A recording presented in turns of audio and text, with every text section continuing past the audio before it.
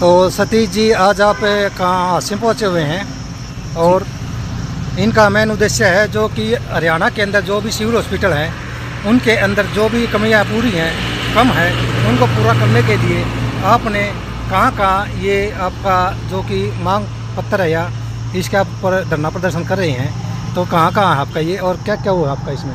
जी नमस्कार, मैं Satish Chopra refer book संघर्ष समिति का संयोजक हूँ। हमने 294 दिन का धरना फरीदाबाद में दिया था और उसमें भूख हड़ताल से लेके मुंडन कराना और मशाल यात्राएं शामिल की। तब केंद्रीय राज्य मंत्री कृष्ण पाल गुर्जर जी और हमारे विधायक सभी आए थे वहाँ पे, और सरकार ने बहुत सारी घोषणाएं मीडिया के माध्यम से की थी कि हर सिविल अस्पताल को हम अपग्रेड करेंगे, जो 100 बेड का उसको 200 का करेंगे। हर सिविल अस्पताल में आईसीयू फंक्शनल किए जाएंगे। जो 100 बेड का अस्पताल है उसमें 20 बेड का आईसीयू, और जो 200 बेड से ऊपर के अस्पताल है उसमें 50 बेड का आईसीयू बना जाएगा। और हर सिविल अस्पताल में 8 बेड का कैंसर के लिए डे केयर की व्यवस्था की जाएगी। कीमोथेरेपी और सारी जो कैंसर के पेशेंट को कहीं और भटकना नहीं पड़ेगा। और इसी सिलसिले में उन्होंने ये भी वादा किया था कि 14 जिलों के अंदर ट्रोमा सेंटर और ट्रोमा फैसिलिटी दी जाएगी, ट्रोमा केयर बनाए जाएंगे। उसके लिए 26 करोड़ रुपये इन्होंने बजट भी किया था कि उसको प्राइमरी हम जो मशीनरी की रखेंगे। तो इन्होंने कई जगह आईसीयू तो खोल दिए सर, और आईसीयू को चलाने के लिए डॉक्टर्स नहीं है, तो वेंटिलेटर वैसे ही नहीं निकालते। इसी तरह कैंसर के लिए डे केयर तो बना दिए, परंतु हमारे पास ऑन्कोलॉजिस्ट नहीं है। अभी भी पेशेंट को पहले हायर सेंटर जाना है।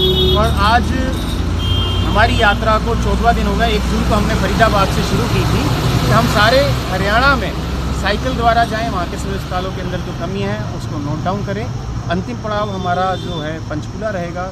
वहाँ हमारी कोशिश रहेगी कि स्वास्थ्य मंत्री आरती राव जी से मुलाकात की जाए, सीएम साहब से मुलाकात की जाए, अपना ज्ञापन उनको सौंपा जाए, हर सिविल अस्पताल के बारे में उनको ज़मीनी हकीकत साझी की जाए। आज हम हंसी आए तो मेरे मुंह से एक ही शब्द निकलेगा, इसे सिविल अस्पताल में भूत बंगला कह सकते हैं इसको।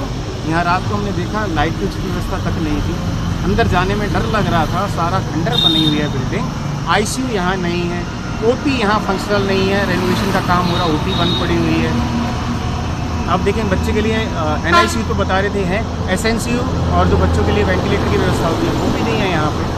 और अल्ट्रासाउंड भी हफ्ते में 1 दिन होता हुआ प्रेग्नेंट लेडी जो हमारी बहन बेटियाँ आती हैं गर्भवती, उनको भी बड़ी मेहनत मशक्कत करनी पड़ती है अपना नंबर लाने की। क्योंकि हफ्ते में 1 दिन अगर अल्ट्रासाउंड होगा तो कैसे लोगों को राहत मिल पाएगी। एक्सरे भी 24 घंटे नहीं होते, टेस्ट ब्लड टेस्ट भी जो हमारे फरीदाबाद और अस्पताल में उसके मुकाबले बहुत कम होते हैं। यहाँ पे जाँच ज़्यादातर लोगों को बाहर से करानी पड़ रही है, दवाइयाँ बाहर से खरीदनी पड़ रही है। जन औषधि केंद्र भी यहाँ नहीं खुला हुआ, सफाई की व्यवस्था बहुत लचर है अंदर यहाँ पे। और जो डॉक्टर्स के बारे में बताया मेरे को जानकारी मिली कि कई बार दिन में भी यहाँ डॉक्टर उपलब्ध नहीं होते और रात में कई बार डॉक्टर उपलब्ध नहीं होते, तो जो नर्सिंग स्टाफ है वही पेशेंट को हैंडल करती है और उन्हें आगे रेफ़र कर दिया था।